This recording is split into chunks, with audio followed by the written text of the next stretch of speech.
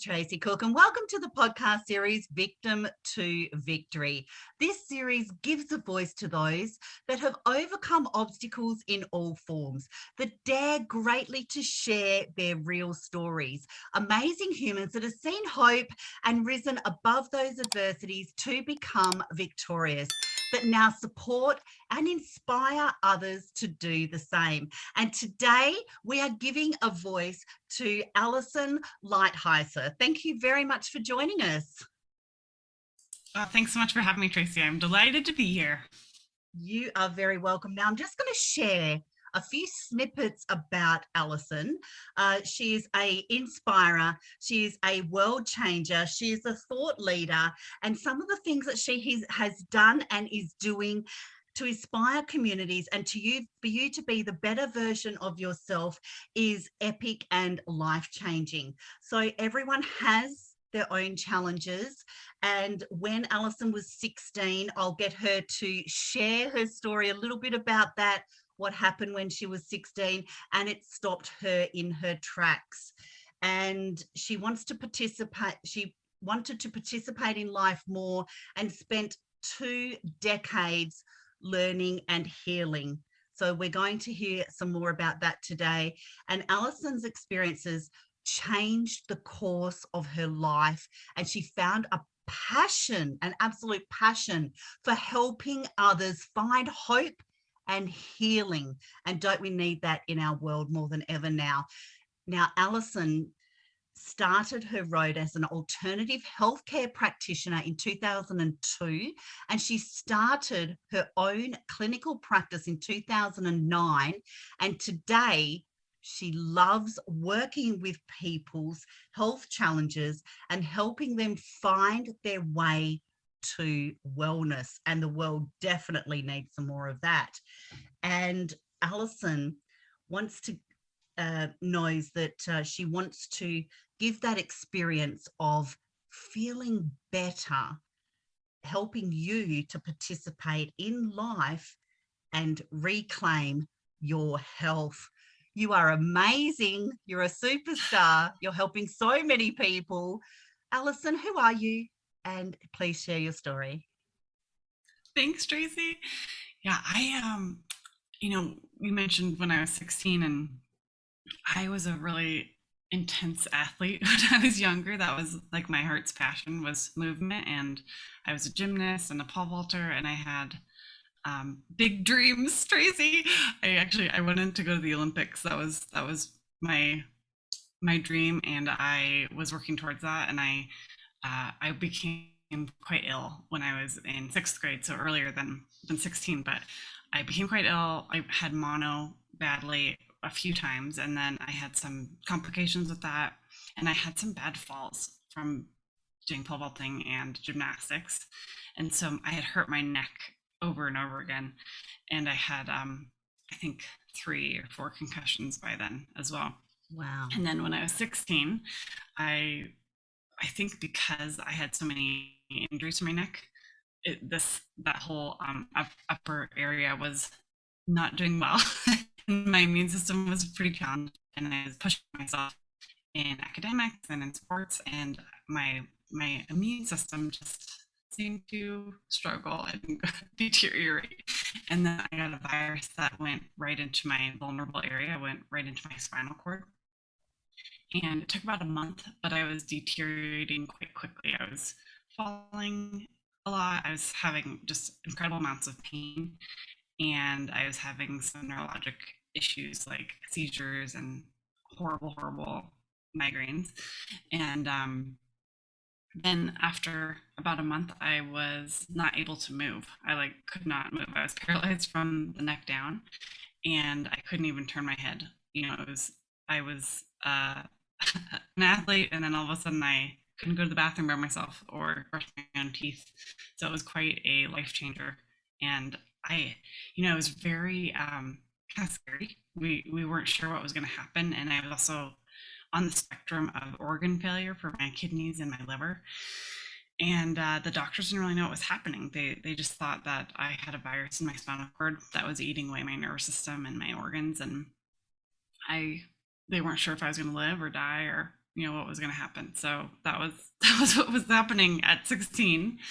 And Wow. most of my friends were picking out prom dresses, and I was not sure, if I was going to be there, um, That's a be on the lot to earth, take in as a 16-year-old. I mean, just mentally processing that. Here's your friends, they're going out, they're picking out prom dresses, and you're, at a loggerheads of, is this it? Is there more than this? What's going to happen from here? I mean, what were you thinking at that age? Because that's so young. Yeah. Well, Tracy, people hear my story and they're like, oh, wow, you must be really strong. And that is not what I identify with, because it was so difficult. And I didn't have the emotional or mental maturity at that time. The way that I had handled stress in the past was like to work out or go for a run, to work it out physically. And that was not an option for me. And so the first few months of that were terrible. I was in so much pain, and there's so much fear and confusion, and I was not interested in living like that. I was like, great, if I'm going to die, let's move on towards that goal, because I did not want to continue living. I could not do anything about it. I couldn't crawl to the bathroom and get a razor or anything like that.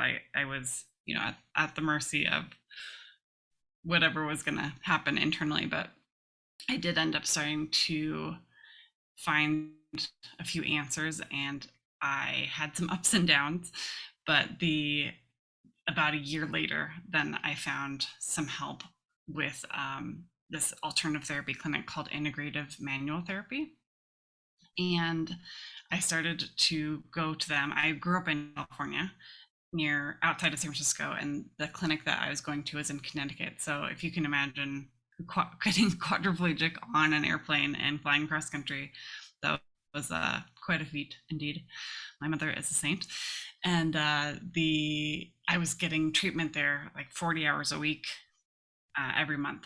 So I would go there, and then I'd come home and we'd do a bunch of the home program and different dietary changes and supplements and all that. And I got better. I started getting better and better, and I actually returned to walking even without a cane within 5 months. So that was incredible. It was so Wow, what a exciting to see my feeling. body change. hmm Yeah, I was like, it was like watching my life as a black and white TV, flat, no dimension, and then walking into the real world with color and shape. And it was like, wow, I'm living. Like, this is so exciting. And I became functionally better, but it took a lot longer for my fatigue and the organs and the nerves to repair themselves. So I had what I lovingly term as bank account body, and my balance was quite low. So I couldn't withdraw too much in a day, otherwise I would go in the red. And Mm. so, for a long time it was, you could take a phone call, or you could take a shower, or you could do laundry, but you can't do all of those things. Mm. So it took a long time to manage like how I could incorporate living in a more normal way. But the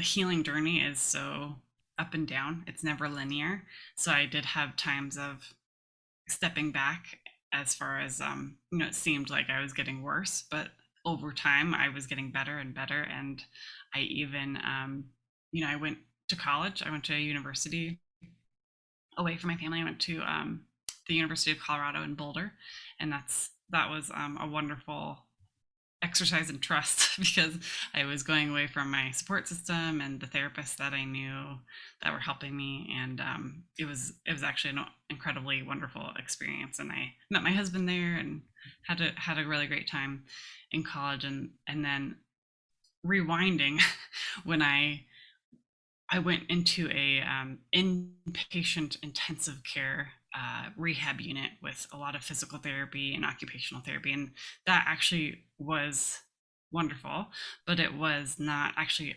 addressing any of the underlying reasons for why I was having those problems. So I just had the opportunity to push myself and not actually heal. But I did take my first steps there, and I had a goal in mind. I wanted to walk for my mom on her birthday, because once I went into the facility, she kind of collapsed. She was my main caretaker, and I really wanted to give that gift to her. And if she'd come visit me, I wouldn't let her help me at all. I didn't want her to know that I was, getting more muscle tone and getting better and better. And so we did have a little picnic, and they turned my mom around, and then they brought me out in the wheelchair, and it was a very made for TV moment. I stood up and I walked a few steps, and then I fell into her arms. And that was on June 17th in the year 2000. So, year 2000. And then in college, I was doing really well, and I wanted to say thank you for my health. And I was like, what wouldn't a quadriplegic do? And so I decided I'd like to walk the I love that community. thinking. What wouldn't a quadriplegic do? I love it. I love it. So I just wanted to say thank you to God for healing me. And I went to France and Spain, and I did the Camino de Santiago, which is a backpacking pilgrimage. And you start in the southern part of France, and you walk over the Pyrenees, and then across all of the northern part of Spain. And that was an incredible experience too. And you just take one step at a time. You walk a certain amount each day, but you have an end goal in mind. So it's a lovely analogy for life, and you got to choose what you were going to carry. Choose what you put in your backpack. And I ended up doing that with my husband, now husband. We were just friends when we did it, and we started that whole journey on June 17th in 2005, and then in 2006 we got married on June 17th. So that was a really fun series of events that was incredibly heartwarming, and just amazing to see the progression of, like, wow.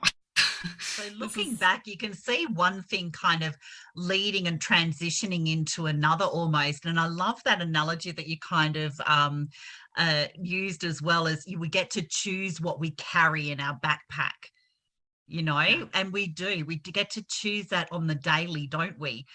Physically, Yes, and emotionally, and mentally as well. We get to choose what we carry in our backpack. So I love that analogy, and I love how you really transitioned from one moment to another. And what wouldn't a quadriplegic do? What can I do to really stretch myself to be, to be the best version of myself? Now, how did this actually, if you don't mind me asking, Alison, how did this mentally, like, was this a mindset for you, or were you just focused on I want to be I want to be present, I want to be able to do the things that I want to do? Was it more of a mindset for you? great question. And I think that I'll share a couple different things. One thing that I used to do, now we know from neurology and different experiments and the different science reports that they've done, that when you visualize something, it actually simulates your body in a very real way. There's been lots of studies out there where they've done comparisons between a control group not doing the exercise, a group imagining doing the exercise, and then a group doing the actual exercise. And the group that imagines doing the exercise gets about 80% of the benefit as the group that's actually doing the physical exercise. And so I share that because I used to daydream. I couldn't really tolerate anything when I was very sick, and I didn't want to be there. Right. So I was escaping. I was really disassociating. I wasn't doing it because I was like, oh, I'm going to heal myself. I was really it was just a coping strategy. But I would imagine that I was playing ultimate frisbee with my brother, or doing cartwheels on the beach, or something like that. And so I'm sure that helped my recovery. But as I did start to get better, I was like, okay, I think I am going to get better. Like, as far as going from literally no hope for 1 year and then starting to get better, I was like, yeah, I'm going to do this, And so I think on a deep level, I knew that I was going to get there, but I didn't know that it was going to take so long, Tracey, and that there would be so many ups and downs. So I think, there are certainly times where I was feeling like, man, like, God, why did you give me a sidelines body when I don't have a sidelines heart? You know, I want to be Oh, in there. And oh. I just love participating in a really physical way. And I love playing with my kids on the playground, and I just love trying new things. So there was certainly a mindset that sustained me, and there's different kind of mantras that I would say to myself. And one of the practitioners I was going to when I was feeling pretty low, it was let's see, my kids were little. I think it was probably like 2012 maybe. I had I had gone to this new practitioner, and I was still having like quite a lot of migraines and spinal pain and pain down my legs. I was walking and moving and working and doing all these things, but I still had some lingering issues. And she had gone through a healing journey herself, and she said one thing that she liked to say to herself is, I'm on a healing journey and nothing's going to stop me. And I loved that because it just really put a lot in one sentence, that the acknowledging the series of years, or whatever it's going to take, that journey is quite cumulative. You go from one step to the next. It's like the Camino, but you know the end goal and you're going to get there. So mindset stuff like that has certainly been a huge game changer for me. And I think hope is such an underrated commodity, and so many people lack hope and don't have the right tools or the right exposure to know what's possible. Definitely. And we have to be really aware of what we need and just taking that literal first step. We don't have to see the whole staircase to take the whole first step, do we? We just have to be aware that we need to do something, because things don't change unless something changes. And if we're going to do the same things, then we're going to stay stuck. So we've got to get out of that and really open yourself up to possibility. So I love how you're showing hope around the mindset as well. We're not always going to be on top of our game, and it's okay. That's okay. We just have to be that little bit better day by day, that compound effect that really stretches us just that little bit every day, to become Yeah. bigger, greater, and show more hope. So where did you go from there? I'm fascinated.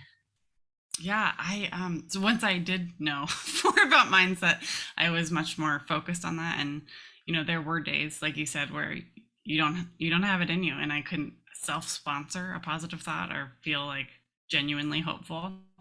And so on those days, I would just find a trellis to climb on and hang on there until I could have a little bit more oomph for the day. So I listened to a lot of speakers, or I just would have, Tony Robbins playing in the background and just borrow their vision and their positivity for a while. From there, I had more ups and downs. I did go back into a wheelchair a couple of times, but I just kept learning, and I was hungry. I was thirsty for more knowledge and more relief. And I had really high moments of really incredible functioning. I even competed on that TV show. It's called American Ninja Warrior. It's an obstacle course TV show. It's really hard. And it looks really hard. It actually looks really hard. Yeah, you have to be quite fit to do that. So I did that. That's quite an amazing feat, as well as the American Ninja Warrior, because you basically you put on show in front of thousands and millions of people, aren't you? So there's Yeah. something to prove there as well. Yeah, so I did that for 2 seasons, and that was really fun, Tracy, because you know how I mentioned I really wanted to go to the Olympics. That kind of competition was like, yes, I'm so excited to be here. Not that I really was, a competitor per se, but I loved doing it. It was really fun. It was really Oh, fun. that's great. What an amazing moment.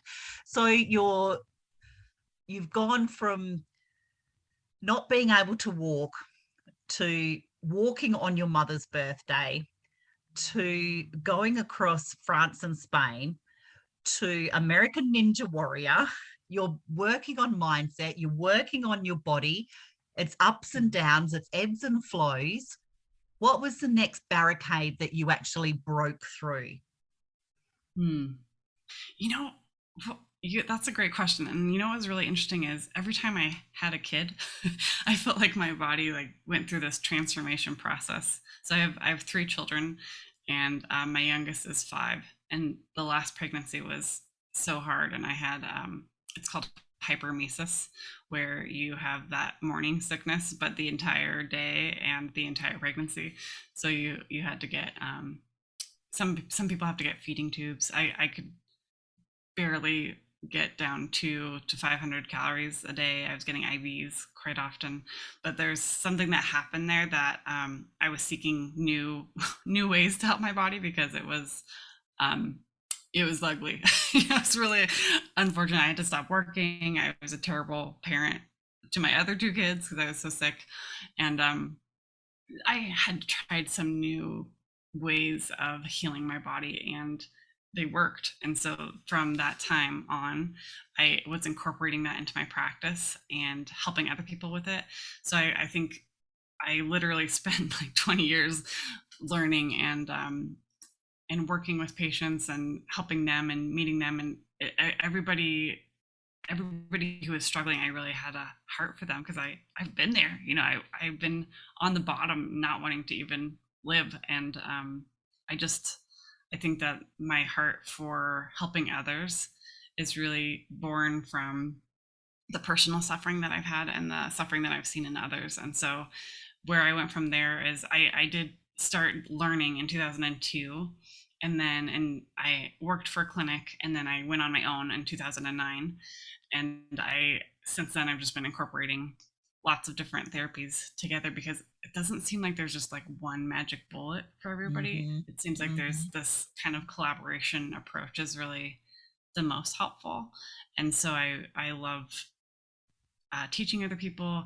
And what happened then, Tracey, is COVID happened, right? And I had been feeling some nudges to teach and to get out there a bit more. And I'm quite introverted and very shy. I could not order my own food when I was a child. And I was like, oh, I don't know if I can do that. But a lot of the techniques are, if we were working together, I would give you some guidance, but then you would be doing the interventions on your own. And Mm. I just became so angry during COVID, because I saw during the worst shutdown parts, people were going backwards. People were backsliding because they weren't able to get the consistent care. They weren't able to go to their acupuncturist or their chiropractor or their physio, or they weren't having that support because everything was locked down. And I was like, oh my gosh, I have to get out there. Like I cannot sit by any longer. I have tools for these people. I can help Yeah. them do I always things find a way. yeah, whether or not there's a lockdown, or whether or not there's availability or financial wherewithal to be able to go to new doctors, I have tools to give people to heal themselves. And so that's been my passion since 2020, is getting those tools into people's hands. And this is what I love about you, Alison, with everything that I've seen and witnessed from you as well, is you're such a thought leader. And this is what the world needs right now and onwards, because you've looked at a situation, you've seen a problem, and you've thought, how can I help these people? How can I solve their problems? How can I serve them and add value to them in the space that I've got all the resources and tools and life experiences for? And that's why thought leaders like you are going to be the leaders of the next generation, because we're going to be learning from people like you. And just by identifying the problems and filling a gap and filling a need. And of course, in the health and wellness space, don't we need that more than ever? to be able to come out of this or to progress out of this or just to live effective, healthy lives that is going to recreate and regenerate communities. And I say that so passionately because it genuinely is people like you, Alison, that are going to be the thought leaders now and for tomorrow. So you're teaching the next generations as well. And I know in the communities that you're in, how many people you are impacting in that kind of space. Now, how would you say, and I still want to make this about your story, but how would you say that has grown globally as a result of you offering your resources and tools to communities that need this kind of support? What changes have Oh you man, seen? it's been so fun actually. So one of the things that I teach is how to regulate your nervous system, doing different drills and exercises to help your brain feel safe and calm. And I have some free trainings and I have a free Facebook group. So there's lots of people in there, and internationally, it's been so fun to see people from Australia and Italy and the Netherlands, and just like people taking part, because uh, most people come who are, having some sort of chronic injury or chronic health issue. But let's be honest, like, we don't have to even have any of that to need these tools, because there's so much fear, there's so much stress with everything that's been going on. And we are really needing these tools to, like you said at the beginning, like, be the best versions of ourselves. If we can't come back to our center, if we can't come back to balance, we can't really show up for ourselves or for our family, for our community. We can't really do a lot of good when we're in that stress state. And so a lot of my work is helping teach people how to come back to that balance in their nervous system. And that changes pain, that changes hormones, that changes the ability to communicate effectively. And so to see people using the tools and getting better and changing and impacting not only their own lives, but teaching it to their families, teaching it to their friends. I love it. It's been so fun. So, I yeah. know how passionate you are about it, because if we don't feed into ourselves and love ourselves and put our own oxygen masks on first and care for ourselves, how are we supposed to show empathy and care for others? And literally, just by loving ourselves and looking after ourselves holistically, inside out, mind, body, and soul, then imagine the ripple effect if everyone just had a little bit of that. you know Yeah. we wouldn't be living in as much fear, perhaps. Who knows? Yeah. Definitely. And what Changing kind the of world one body at a time. oh, I like Oh, that. sorry. I like that. One body at a Yeah. time. Yeah. Yeah, definitely feeling that one. Now, what kind of message would you like to leave our audience on today? Oh, gosh. I so believe that your body is worth fighting for, and that it might take years, it might take hundreds of thousands of dollars, but I think it's worth it. I think it's worth it to invest in yourself and to take the time to take the education and to make yourself the best version of yourself. It's worth it. All that hard work is worth it. Your body is worth fighting for. That sounds like a title of a book, I think, Alison. Wonderful. Thank you very much. And thank you so much for being brave to share your story as well. And we'll be sharing where to connect with you. You're so appreciated, Alison. And you will find the Victim to Victory podcast series on YouTube, Apple, Spotify, and our Facebook group. Please subscribe, like, comment, and share to help be the change that the world needs. And let me leave you with a message of step into your story, figure out who you are, and do it on purpose. Thanks, Alison. Thanks so much for having me, Tracey.